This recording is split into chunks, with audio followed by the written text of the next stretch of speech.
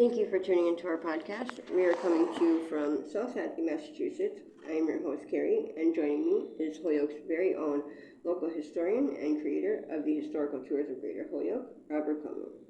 And he offers both public and private tours, as well as presentations of the local canal systems, reservoirs, cemeteries, and churches, as well as various parks and streets in Holyoke, South Hadley, and Chicopee, Massachusetts.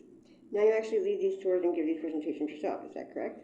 Yes, and of course, downtown is filled with tours. Okay, so downtown is defined by the river to the north, the canal to the east, Appleton Street to the south, and Lincoln Street to the west. What are some of the features that are in downtown Holyoke? There are so many that it's impossible to list them all because it's downtown. It wouldn't be downtown if there weren't a lot. And right away, it's defined by the City Hall, which is, they say it's the best city hall in New England. Probably true.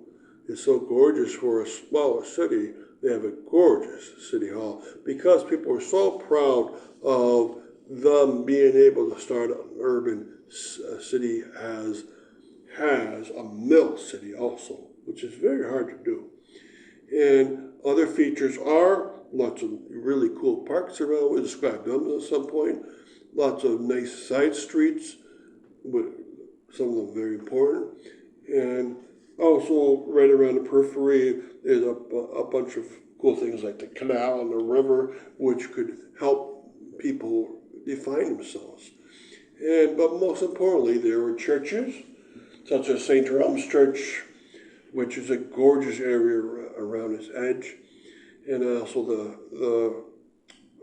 the First Congregational Church, Second Congregational Church, the Second Baptist Church, and also schools such as Catholic schools, the Mother Dolores School, St. Jerome's School, and public schools are in that area.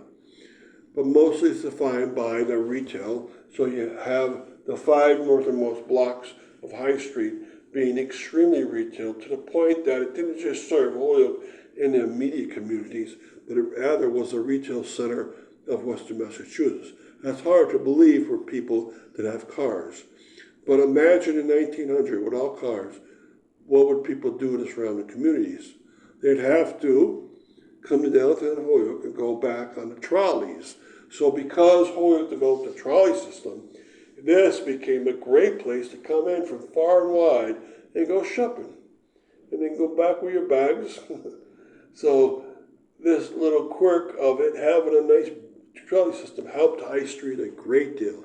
And a lot of that section is still there. So High Street has not changed much over the years at all. Many of the very old shops are still there, and it's still known what was what. Like there was a Steiger, for instance. Now, why are there a lot of parks downtown? So in Holyoke, you want every neighborhood to have a big park, and the pioneers of Holyoke and then the later city councils always try to stress that every neighborhood would have a park, and they do. They have a medium to large park in every neighborhood. And the case of downtown, you have one larger one, but also you have a lot of small ones. And that's because there are so many people around, so many people going to stores around, so many people going to churches around. Now downtown might have a certain population at night, but that population would double during the day because you had stores and schools and churches. And so they wanted to have lots of places for people to go. And Pulaski Park, which was Prospect Park, is a large park. And around it are many smaller parks such as Mitchell Field, Avery Field, Veterans Park. All beautiful parks where people could go and relax on a Sunday, or if they were sports-minded, to Mitchell, or if they had not children, to Avery. So they try to think of everything. Even in the modern era, 40 years ago, they started up Holyoke Heritage State Park, so they gained another big park on the periphery towards the east. So you're not far away from a park when you're in downtown. Now, what are the most important streets downtown? Okay, the most important streets downtown, Charlotte's High Street, but then Maple Street has a lot of residential in Maple, but some institutions. And there's, you might think those would be the two most important streets by the modern flow of traffic and the modern commercial ventures. But actually, Dwight Street was the most important street in Holyoke, and it was made that way because it went towards the mills and went by the front of City Hall, it went by Veterans Park, and it had the post offices, all of them on it. So you might think that that should have stayed the most important, but High Street took over that job by the 1890s. Now, other very important streets are any of the longer streets going north to south. So Chestnut Street was very important because it had many institutions. I think I counted 6 churches that are on either front or back on Chestnut Street. So lots of very important institutions are down these side streets. So quickly, before we continue with the rest of our interview, just to fill our listeners in, if you want to find out more information or want to sign up for any of his various tours, you can check out his website at holyokecanaltour.org. And there he has both videos of the various stops on each tour and also past and present photos of the historical sites throughout as well. And if you're interested in setting up a private tour, you can email him directly at bobcat4214@yahoo.com, and they are perfect for fun and educational outdoor activities for the whole family, or for group parties, especially those special occasions and get-togethers, and they're also good just for getting outdoors for the day. So getting back to our interview, is there a Midtown and Uptown and is there a Midtown and an Uptown in Holyoke? Okay. Well, no. Or if there are, they're very slight. A lot of the larger cities of the United States, it's like New York City, has a downtown, midtown, and uptown. And the reason why is because it kept growing and growing and growing. And places like Houston, Atlanta, Los Angeles, and even smaller places would have an uptown and downtown. Why doesn't Holyoke really have that? Well, it has a downtown around City Hall on High Street. And right when the edge of the Churchill neighborhood starts, where Appleton Street is, you had one more block of High Street with a high level of institutions and of commercial ventures. But then it drastically went downhill, so the rest of Churchill was just residential and hardly anything else. Now, if you had, a medium level of businesses and institutions continuing, that you could have called that a midtown, but it never grew that way. So the Sacred Heart Church was put on Maple Street, and nothing really grew over to High Street to give you a midtown feel. And if there is, then you would say Churchill neighborhood is midtown. Now uptown, that would have been where Elmwood is. It would have been High Street as it continues onto South Street. But that never grew very drastically either, because Elmwood was either a park or residential location. Few institutions, only a few stores, and never grew anything like downtown High Street was in Holyoke, which had 5 blocks of very intensely hand-packed commercial ventures. So we cannot say this, but if you want to say on a very light level, sure, there's a Midtown in Churchill and an Uptown and Elmwood neighborhood. So can you tell us about City Hall and the 150th? Now downtown is going to be very special this year because Holyoke City Hall, which is made from 1871 to 1874, was finally dedicated this year on the 150th anniversary of Holyoke becoming a city. Holyoke is much older than 150 years, but as a city is 150 years, has a year 2023.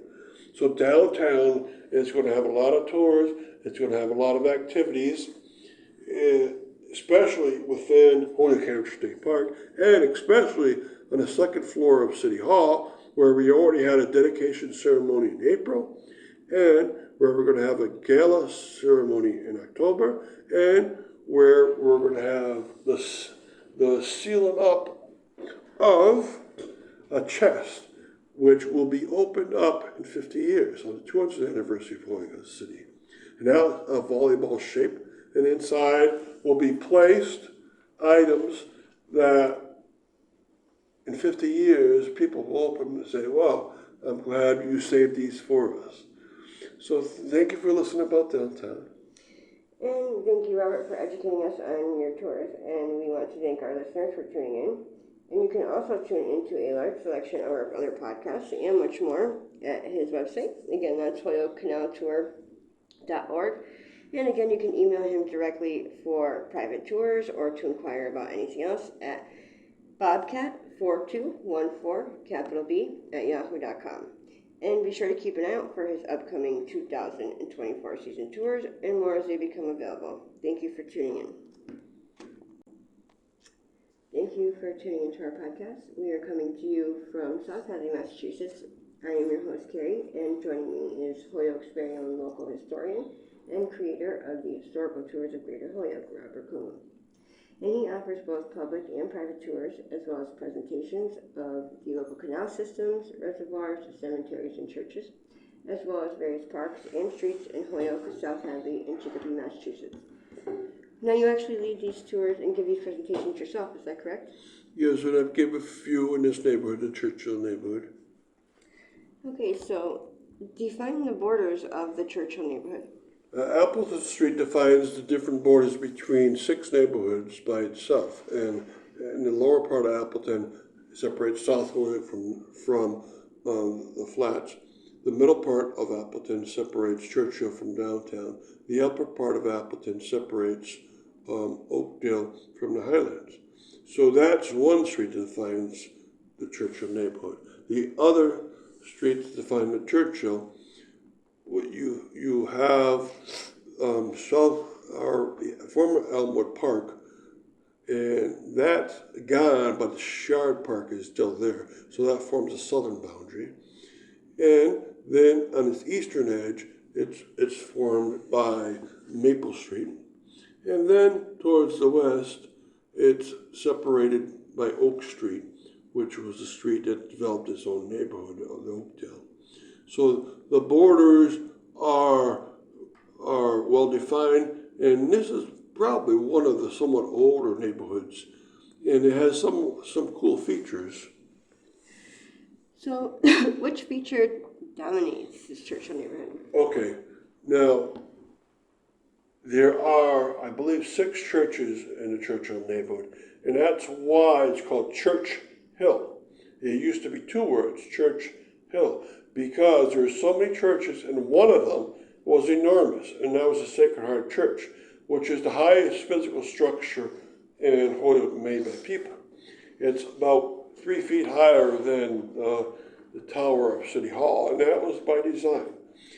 The Churchill had this church put into it in 1876. There was nothing up there at that time, and this started to draw people inwards, and its population then boomed around an area.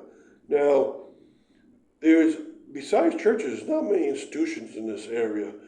There's a few public schools, and there are a lot of stores, but not that many at all. So it's really defined by a lot of beautiful apartments. A lot of them are gone, but still you can see the rest that are left are quite nice. So the dominant feature is that one church, the Sacred Heart Church. So quickly, before we continue with the rest of the interview, just to fill our listeners in, if you want to find out more information or sign up for any of his various tours, you can check out his website at holyokecanaltour.org. And there he has both videos of the various stops along each tour and also past and present photos of the historical sites throughout as well. And if you're interested in setting up a private tour, you can email him directly at bobcat4214, capital B, at yahoo.com. And they are perfect for fun and educational outdoor activities for the whole family or for group parties, especially those special occasions and get-togethers. And they are also good just for getting outdoors for the day. So getting back to our interview, now what are the churches around this neighborhood? All right. Now, I mentioned there's 6 of them, and I gave one's name. That was the Sacred Heart Church, an enormous church. So I got to tell you about all these, the rest of these churches. Okay, there was one church called the Unity Church, and that Unity Church was a Unitarian church. It's not there anymore. AT&T is their the telephone company, and that was at the corner of Essex and Maple, and that was a very nice church by itself. Sadly, it was taken down in the 1920s. Another church is the Sons of Zion Synagogue, is on Maple and Cabot. That is a synagogue that started in South Holyoke and moved upwards, and they finished off a French Protestant church by turning it into Congregation Sons of Zion Synagogue. So that's 3 churches. Another one is another 2 are right on Chestnut Street. There was the Perpetual Help Catholic Church on Chestnut and along the side of the Lawrence School. That was burned to the ground in 1989. It had been finished off in 1923.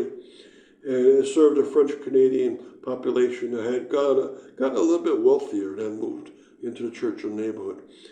Now, very close by is the former Episcopal Church, and the Presbyterian Church. And that Presbyterian Church was made of a beautiful design, very similar to our Richardsonian style of architectural design. And so that makes it very unique. This building is at the corner of Cabot and Chestnut, and it's still there. It's not a Presbyterian church anymore, but it's quite beautiful. Another church is the German Lutheran Church, which is still there, and it's at the corner of Sargent, and I believe it's Walnut, and its front door is actually not where you think, because they actually put a handicap accessible walkway that makes it look like the side door is the front door and the front door is the side door. But it's still there, and it served the German population that had come into this neighborhood of Holyoke. They were a separate church from the other German Lutheran church that was in South Holyoke. So Church Hill was a place where we had lots of churches.